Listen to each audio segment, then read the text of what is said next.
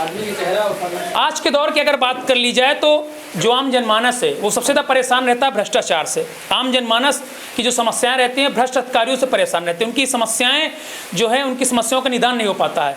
तो कहीं ना कहीं भ्रष्टाचार अधिकारियों पर भी नकेल कसने के लिए कुछ लोग जन्म लेते हैं। उनमें से एक शख्स है हमारे साथ जिनसे आपको रूबरू कराएंगे। पहले उनका परिचय देते हैं। 2014 से इन्होंने भ्रष्टाचार के खिलाफ एक शुरुआत की कि भ्रष्टाचार अधिकारियों के खिलाफ जहां पर भ्रष्टाचार हो रहा है उनके खिलाफ, और जो भ्रष्टाचार से पीड़ित लोग हैं उनके खिलाफ ये आवाज़ उठाएंगे। और 2014 से लेकर 2022 है, मतलब 8 साल में इन्होंने भ्रष्टाचार के कई ऐसे मुद्दे उठाए हैं जिन पे लोगों को फायदा भी हुआ है और कई अधिकारी ऐसे जो निलंबित भी हुए हैं। हमारे साथ आज मौजूद है खास बातचीत के लिए भ्रष्टाचार के मुद्दे पर। अमेठी जनपद अगर बात करी तो अमेठी जनपद की जितनी भी ग्राम पंचायतें हैं वहाँ पर अगर ये शख्स पहुँच जाते हैं और वहाँ के अगर जो भ्रष्टाचार अधिकारी हैं वो अगर इनका नाम सुन लेते हैं तो कहीं ना कहीं उनके अंदर जो है उनकी धड़कन बढ़ जाती है कि ये व्यक्ति यहाँ पर पहुँच गया है, कहीं ना कहीं हमारी पोल खुल जाएगी। हमारे साथ आज यूपीटीवी मौजूद है खास बातचीत करने के लिए सुरजीत यादव जी। ये वरिष्ठ पत्रकार भी हैं। सुरजीत यादव जी हमारे साथ बातचीत करने के मौजूद और इनसे पूछें कि आखिरकार ये प्रेरणा कहाँ से इनके अंदर जागी कि ये भ्रष्टाचार के खिलाफ लड़ेंगे। सुरजीत जी आपका यूपीटीवी में स्वागत है जी। धन्यवाद। सबसे पहला मेरा सवाल यही आपसे, ये प्रेरणा जागी कहाँ से आपकी कि आप भ्रष्टाचार के खिलाफ लड़ेंगे? काफ़ी, क्योंकि भ्रष्टाचार की लड़ाई लड़ने में कई ऐसे मोड़ आते हैं, जोखिम भी होता है, तो ये प्रेरणा आपसे कहाँ लिया आपने?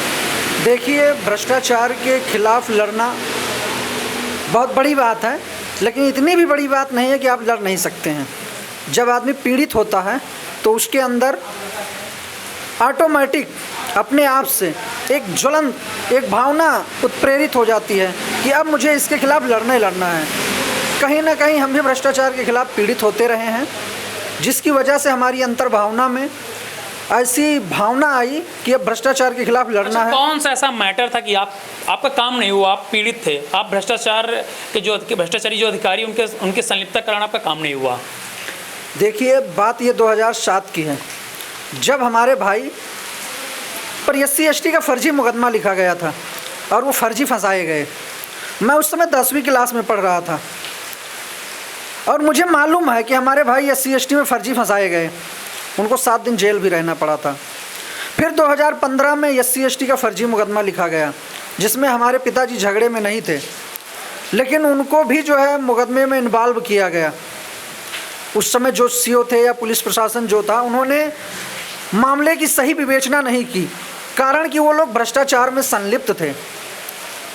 तो हमारे अंदर ऐसी भावना आई कि अब भ्रष्टाचार से ही लड़ना पड़ेगा, तभी न्याय संभव है। तो आपने इसकी शुरुआत 2014 में की। पहला ऐसा कौन सा मुद्दा था कि आपने शुरुआत की? 2014 या 15 के आसपास का मामला है, जब बड़ौदा बैंक में एक आदमी का 1,85,000 रुपये किसी दूसरे व्यक्ति के खाते में ट्रांसफ़र कर दिया गया था। वो व्यक्ति हमारे पास आई, वो पुरुष हमारे पास आया, हमने उसका जो है खबर लिखा और उसकी शिकायतें करवाई। उसके खिलाफ, बैंक के मैनेजर के खिलाफ FIR दर्ज हुआ था। फिर उन्होंने उसका पैसा वापस किया, हालांकि वो मामला बाद में सुलह सपाटा हो गया था। अमेठी का ही था, सुकुल बाजार बड़ौदा बैंक का ही मामला था। दूसरा ग्रामीण बैंक साईगंज है, वहाँ एक मैनेजर थे, उन्होंने एक फर्जी व्यक्ति जो तेज बहादुर है वहीं सुकुल बाजार क्षेत्र का, खेतौनी किसी दूसरे की और उसको KCC का लोन किसी दूसरे व्यक्ति को दे दिए। जो ओरिजिनल किसान था, जब वो अपना KCC कराने गया तब उसे पता चला कि उसके खेत पर जो है लोन किसी दूसरे व्यक्ति को दे दिया गया। मैं पत्रकार था और हमारे अंतरात्मा थी कि सही बात जाना जाए कि KCC ये सही हुआ कि गलत हुआ। हम बैंक पहुँचे, बैंक में मैनेजर और वहाँ के जो और दलाल किस्म के लोग थे, उन लोगों ने मुझे डराने का प्रयास किया, धमकाने का प्रयास किया, लेकिन मैं डरा नहीं। वहीं से हमारे हौसले और बुलंद हो गए। लालच भी दिया होगा? नहीं, लालच नहीं दिया, लेकिन डराने का प्रयास किया।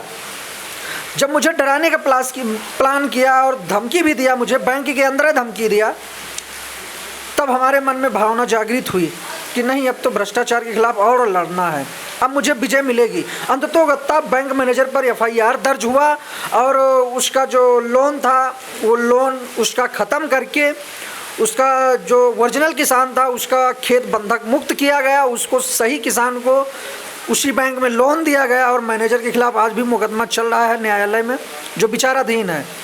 उसके बाद हमने मतलब आज भी वो कोर्ट के चक्कर में चक्कर लगा रहे हैं। मैनेजर साहब आज भी कोर्ट के चक्कर लगा रहे हैं, जो दलाल था वो भी चक्कर लगा रहा है, जिस व्यक्ति ने लोन लिया था फर्जी किसान बनकर वो भी जो है न्यायालय के चक्कर लगा रहा है। तब हमारे हौसले बुलंद हो गए कि हम तो विजयी हो गए। तो सुरजीत यादव से अगर अमेठिया पहुंचते होंगे तो अधिकारी डर जाते होंगे कि ये भ्रष्टाचार के खिलाफ लड़ाई लड़ते हैं, और आजकल तो आप जानते हैं भ्रष्टाचार की बात अगर कर लिया तो कोई ऐसा ब्लॉक, कोई ऐसी तहसील, कोई ऐसा अधिकारी नहीं होगा जो शायद भ्रष्टाचार में संलिप्त ना हो। देखिए, डरने की कोई बात नहीं है, लेकिन सशंकित जरूर हो जाते हैं। जो भी अधिकारी और कर्मचारी हैं वो मुझे देखकर एक बार सशंकित हो जाते हैं। कारण कि देखिए, मैं जो है सही बात और सही तथ्यों के साथ शिकायत करता हूँ। सुनना न सुनना ये अधिकारियों की बात है, लेकिन उनकी पोल तो खुल ही जाती है। हम भी अब प्रधानमंत्री हमारे देश के मोदी जी जब वो लाल किला से कह रहे हैं कि मुझे सहयोग चाहिए भ्रष्टाचार के खिलाफ, आप लोग शिकायत करिए, तो हम जैसे युवा में फिर तो भाई अब साथ दे रहे हैं आप। बिल्कुल, हम तो माननीय प्रधानमंत्री जी का साथ दे रहे हैं और मुझे प्रेरणा मिल रही है उनसे भी, और हमारे योगी जी उनसे भी प्रेरणा मिल रही है। वो भी तो कह रहे हैं ना कि भ्रष्टाचार के खिलाफ लड़ना है। अरे तो भैया लड़ना है तो हम लड़ रहे हैं। मतलब सरकार का सहयोग आप कर रहे हैं। बिल्कुल, हम सरकार का सहयोग कर रहे हैं कि भ्रष्टाचार, जब प्रधानमंत्री जी चाह रहे हैं कि भ्रष्टाचार ना हो और हमारी भी वही मनोकामना कि भ्रष्टाचार खत्म करना है, तब तो हम प्रधानमंत्री जी का सहयोग कर रहे हैं। कोई ऐसा मामला अगर रहा होगा कि आपका हाल ही में कोई जिले का टॉप अधिकारी हो और भ्रष्टाचार में संलिप्त हो, आपने उसके खिलाफ कार्रवाई करवाने के लिए आपने कदम उठाया हो?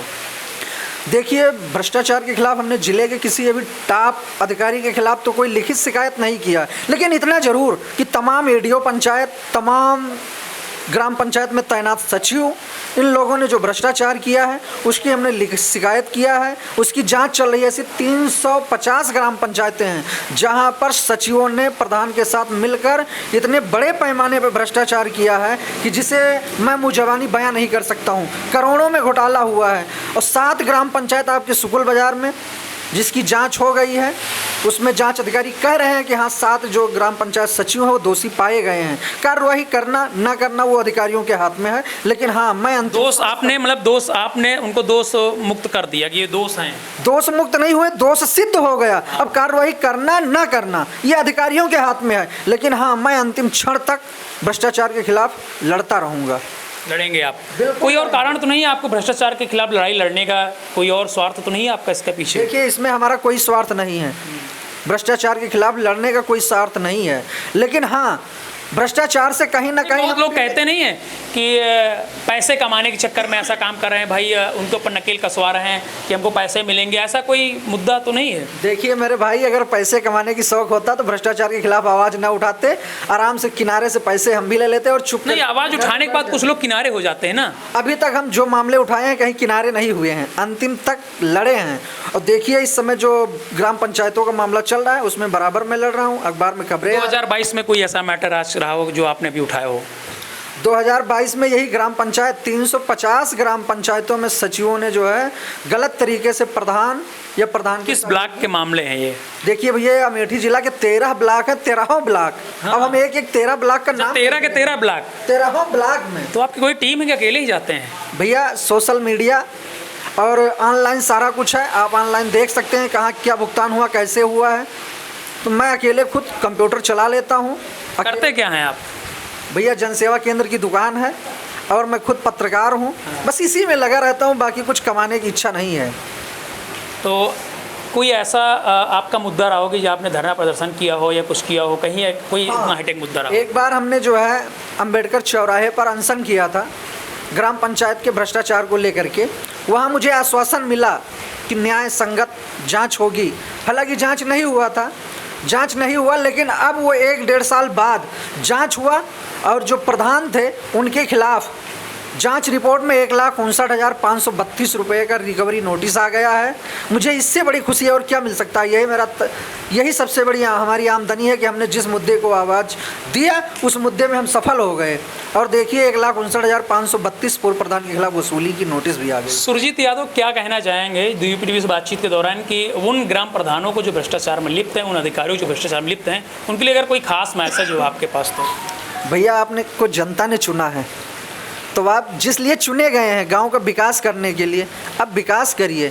आप सचिव के साथ मिल करके, किसी अधिकारी के साथ मिल करके भ्रष्टाचार करेंगे, वो आज सुकुल बाजार में है, कल किसी दूसरे जनपद में चले जाएंगे। लेकिन आपको सुकुल बाजार में रहना है तो सम्मान की ज़िंदगी जिए, सम्मान से कमाइए, भ्रष्टाचार को किनारे कर दीजिए।